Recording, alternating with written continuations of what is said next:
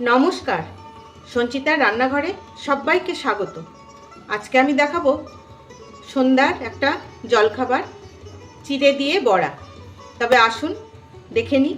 প্রথমে একটা বাটিতে আমি এই কাপের 1 কাপ চিড়ে, এই 1.5 কাপ মতন চিড়ে, এই চিড়েটাকে খুব ভালো করে 2-3 বার জল পাল্টে পাল্টে আমি ধুয়ে নেব। এবার একটা মিক্সির জারে একটু আদা, কাঁচা লঙ্কা, এগুলো আমি বাটবো না, জাস্ট চপ করে নেব। আদা আর কাঁচা লঙ্কাটা আমি চপ করে নিয়েছি। এর মধ্যে দিয়ে দেব 1 আঁচল মতন চিনে বাদাম। আপনারা কাঁচাও দিতে পারেন, ভাজাও দিতে পারেন, কিন্তু কোনো কিছু মিহি পেস্ট হবে না, সবই হালকা চপ করে নেওয়ার মতন। দিচ্ছি একটু জিরে সামান্য, আর অল্প মৌরি। এর সাথেই দিয়ে দিচ্ছি অল্প একটু ধনে পাতা, এটাও আমি হালকা ক্র্যাশ করে নেব। ততক্ষণে এই চিড়েটা একদম ভিজে গেছে।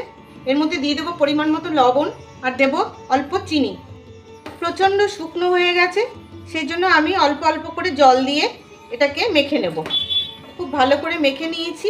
এবার এর মধ্যে দিয়ে দেব এই যে চপ করা বাদাম, ধনেপাতা, আদা, কাঁচা লঙ্কা, জিরে আর মৌরি। সামান্য একটু জল দিয়ে ধুয়েও আমি দিয়ে দিচ্ছি। দিয়ে দেব পেঁয়াজ, খুব কুচো কুচো করে কাটা পেঁয়াজ। পেঁয়াজটা যদি আপনারা না খেতে পছন্দ করেন দেবেন না।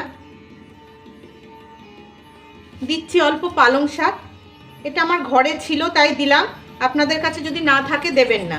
আর দিচ্ছি 5-6 চামচ বেসন, অল্প একটু খাবার সোডা, দেব একটু সাদা তেল। এবার এই সব কিছু দিয়ে খুব ভালো করে আমি মেখে নেব। ভালো করে মেখে নিয়েছি। এবার এগুলোকে আমি ভেজে নেব, সেই জন্য বসিয়ে দিচ্ছি একটা কড়াই। এগুলো শ্যালো ফ্রাই করেও ভাজা যায়, আবার ডিপ ফ্রাই করেও ভাজা যায়। দিয়ে দিচ্ছি পরিমাণ মতন সাদা তেল।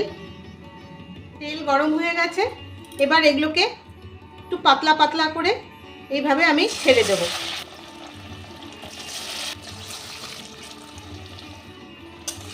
ভাজা হয়ে গেছে, বেশ লাল লাল করে মচমচ করছে। এবার আমি এগুলোকে তুলে নেব।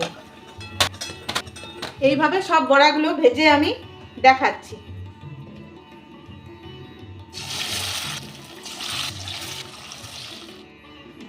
তৈরি হয়ে গেল চিড়ের বড়া।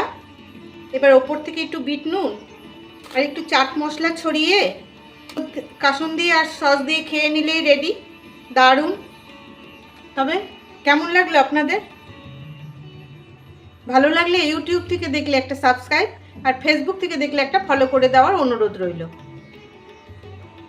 তবে আজকের মতন আসি, ভালো থাকবেন সবাই।